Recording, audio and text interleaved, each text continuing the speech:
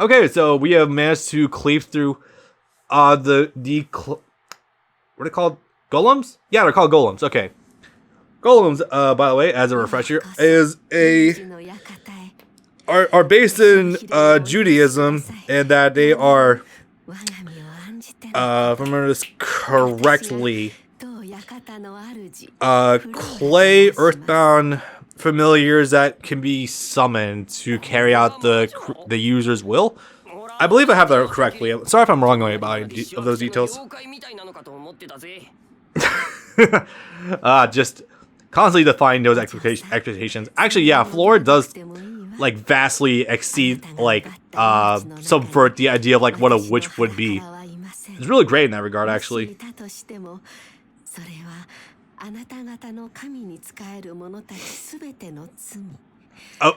Lie upon the servants of your deity. Who is your deity right now? Is it the idea of evil, or is it Griffith? Pick one.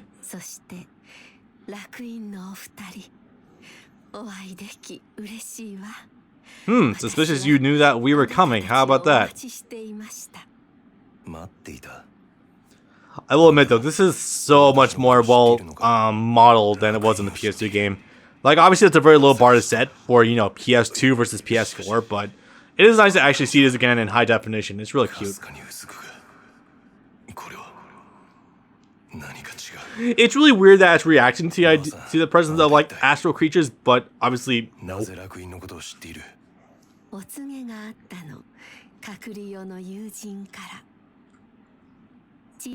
Guided by tiny wings.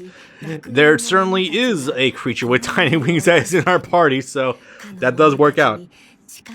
It's just funny to think too, because like if you look at the outline for this story, obviously like it kind of goes over like the events of Berserk 2016 and Berserk 2017. So I kind of would wonder, like, if this game was delayed in any way, shape, or form, would they have actually done like Season 1 and 2 properly of the anime in this game? Would they have actually implemented like cutscenes too from the anime, which I shudder to think about the already terrible animation of 2016, but me having to do a VHS filter over it which would make it look all sorts of garish.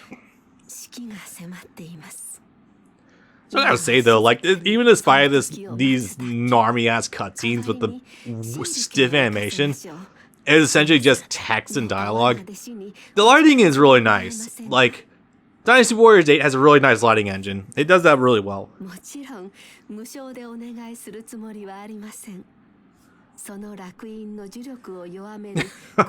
Yep, and Guts is gonna be all over that.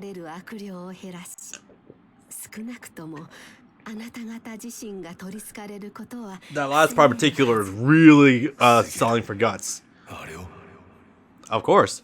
And this is one of the beautiful things about the Millennium Falcon arc in general, too. The true implementation of magic.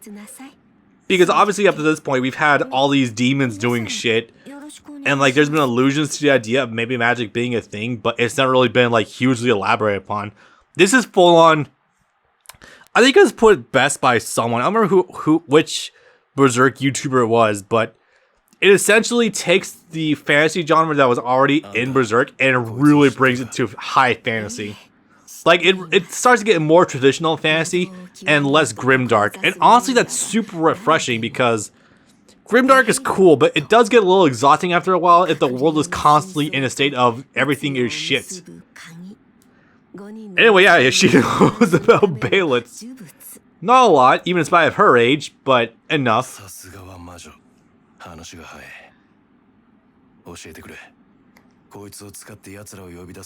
love how he's been hanging on to it the entire time. I have the chance he can maybe use it to just get a direct link with them and not so much use it in a traditional sense. And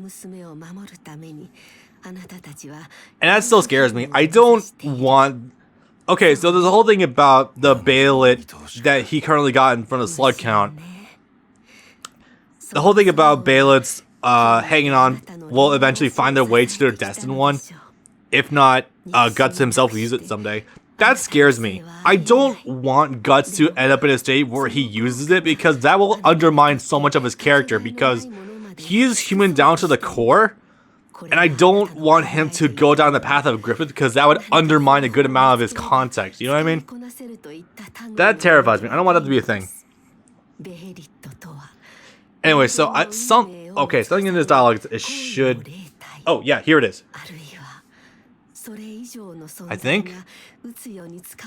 Okay, so Flora also said something very interesting.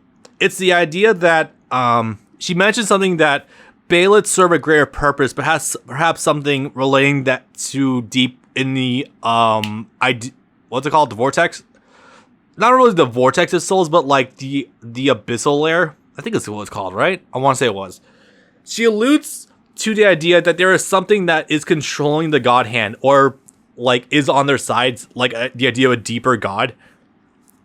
This is the closest indication we have had so far, besides the raw idea of causality by itself, that the idea of evil does in fact exist. If not in its original big ass heart with eyes form, there is something there. So we are alluding to the fact that there is some hidden entity that is pulling the strings of everything. Again, the idea of evil, it's not canon. It's very much canon the way that Dragon Ball GT is canon to Dragon Ball Z, where it's like, it's not being discredited, but it's not being really openly acknowledged either. You know what I mean?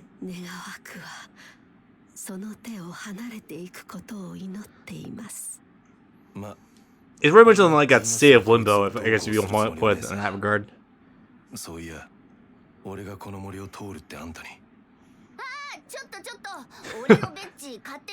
Oh yeah, that's right. Puck named the Baelish Betchy. That's a really cute detail. Puck is treating it like his toy, like it's his friend. It's great. It likes cheese apparently. Okay. I'm not sure if Baelids do actually eat because that would be weird, but okay. Excuse me.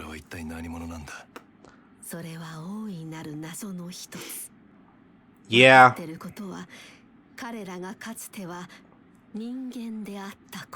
Okay, so we have that going. We know they're all once human. Executors of the will of something lurking in the distant abyss of the astral world. Again, it's something is there. We know that, but we don't know what. It's most likely the idea of evil. Yeah, that's a tricky thing. I think this is a thing that.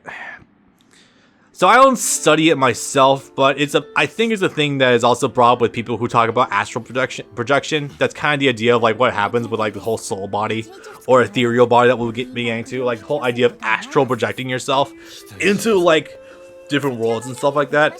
I think that's a similar idea where if you go too far, you won't be able to return and stuff like that. I don't know. I don't personally study astral projection myself because, one, it seems like it's a little too much of an acid trip, and two, I don't know. That just seems like it's getting a little too abstract for my liking. Let me get one thing clear. I do fully believe in some aspects of pagan mythology, but I don't know if I go that far. Anyway, so yeah, we got new outfits for people, and we got new tools. Yay. Someone thought it was a good idea to give Isidro a knife that can combust. I don't know who trusted the 12-year-old with. Excuse me. Where did that come from? With the knife that can ignite things. Obviously, the biggest winner of this little thing is Serpico with the wind elementals, like straight up. He masters his in fucking no time. I love how we do actually show all this to an extent. This is cute. And each of these is also represented by different little animals. It's really cute. The knife is represented by little tiny salamanders that are fire. I don't know why people associate with salamanders with fire. That's probably something deep in some.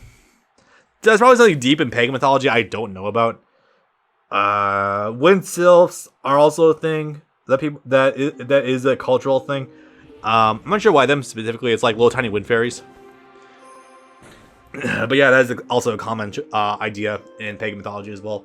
Little tiny creatures representing different elements and stuff like that. Hey, you want to spook someone? Tell them that little fairies are running around. Pagans are terrified of Not neo-pagans, by the way, the weird fuckers on the alt-right. Like actual pagans. Yeah. Fairies are assholes. Not even kidding about that. Okay, so, what do we got? So I do have the choice of using Serpico here. I'll be honest, I have never put enough time into Shirake to have an idea of how to use her. In fact, I don't really have a lot of outfits for her to begin with. Cute. Oh my god, I do have that outfit. That's adorable. Nah, we're gonna be using Serpico for this one. Do I feel comfortable? No. Hey, I have 3 million gold. Fuck it, let's go straight capitalism. Fuck it. Now I'm actually be able to use Serpico for, wait, have I been in Serpico's, Endless Eclipse? I don't think I have.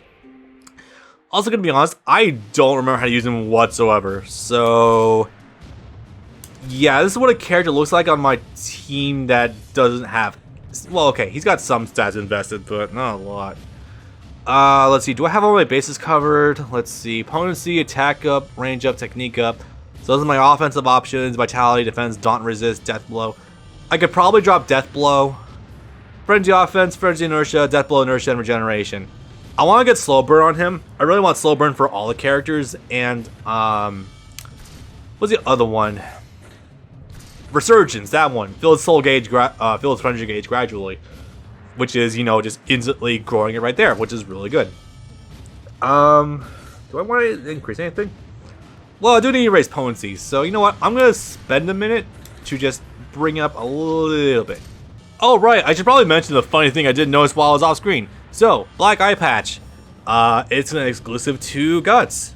That's kind of weird. Why the hell is this black eye patch exclusive to Guts when he doesn't use an eye patch?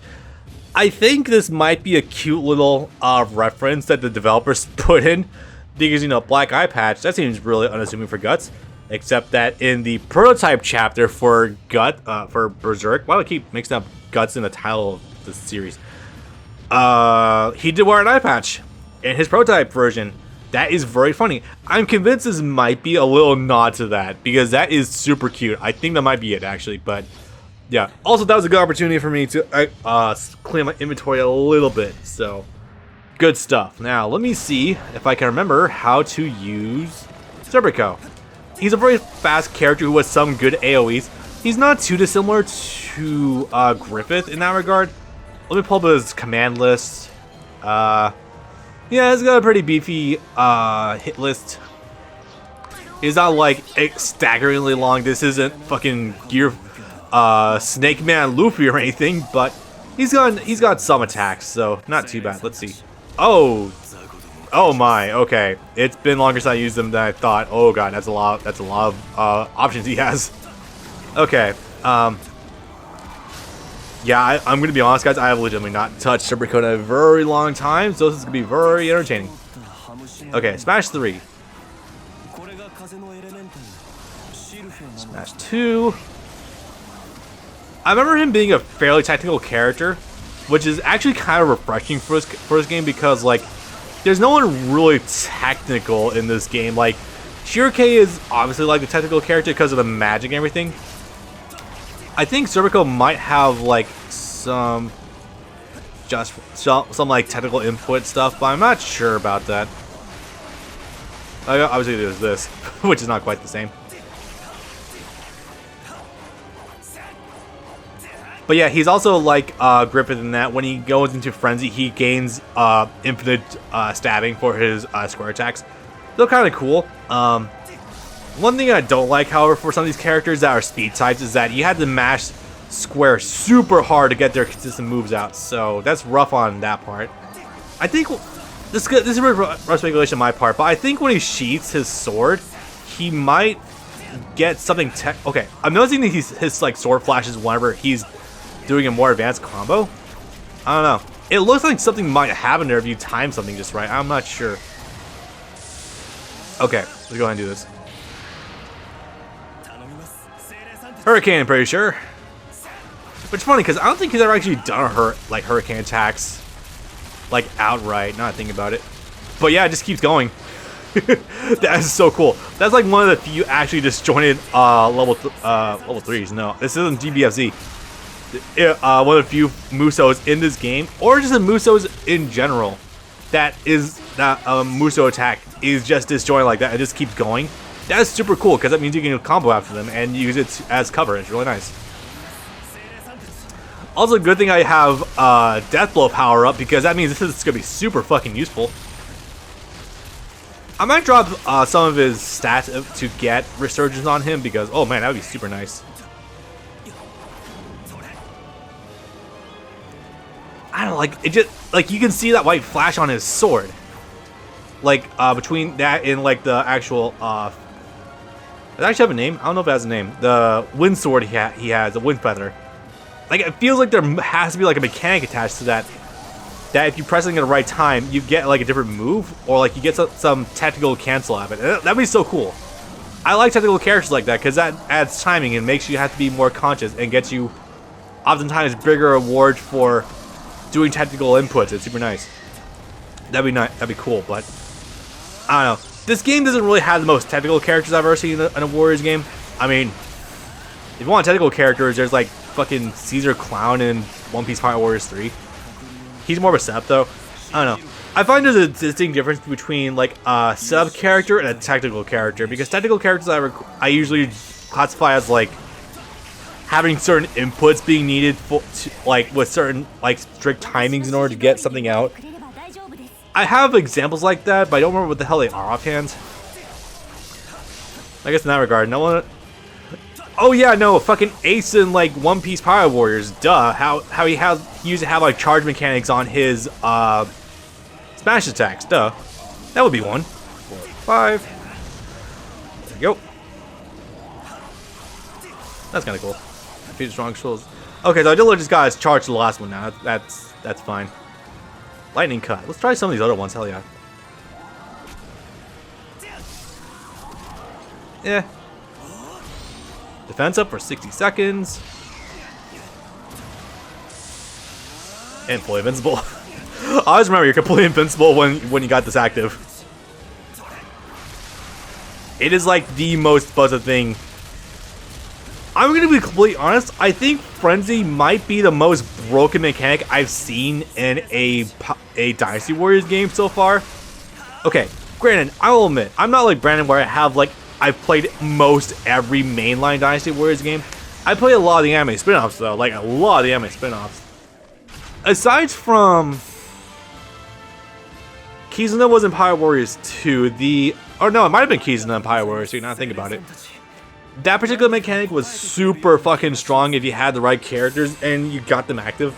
But I don't think anything's been as powerful as Frenzy is in this game, because you are 100% invincible.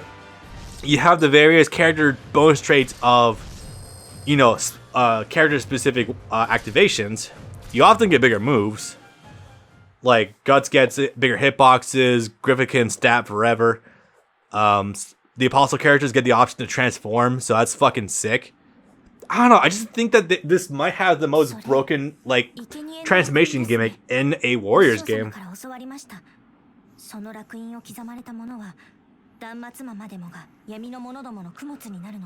Well, yeah, but you can mitigate the fuck out of it.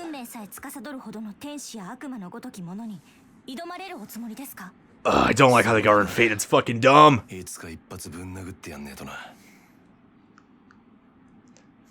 I'd also like to mention the fact that I am currently on what, an hour 40? Yeah, I'm an hour 40 into this recording. I was super worried that this recording session would go above 5 hours, but I'm making surprisingly decent time. This is not too bad.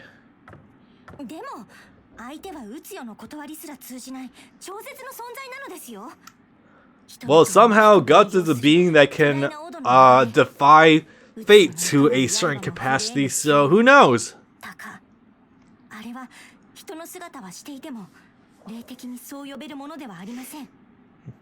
Oh yeah, that's right. Shirake was also scouting out Griffith when he first attacked Kushan members and got some generals to his side, i.e. Locust and Grumbelt, and also that one Kushan member that was an assassin. I forget his name. Oopsie. But yeah, Shirake knows straight up that Griffith is a Hawk of Darkness, so there is no question about that. There is no ambiguity at all about that. It's almost a shame that those that work outside the norms and traditions of human culture in this series know exactly what Griffith is, but those who are indoctrinated into like the Holy See and regular human traditions like don't know this for a fact at all. I still want to know like how many people didn't get to experience the unionized dream of Griffith coming back to the human world. I don't know. I'm curious about that.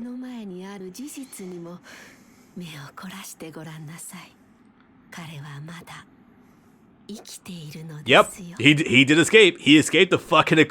He escaped not only an interstice for a resurrection ceremony, but he escaped the fucking eclipse, which is like the big fucking orgy of these kinds of parties.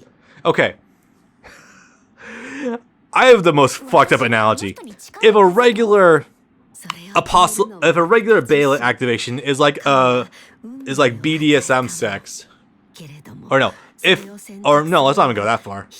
If a regular Bela activation for summoning is like just regular like vanilla sex with two people, then an eclipse is a fucking giant out of control orgy that's like occupying an entire house on multiple floors. Does that analogy make sense?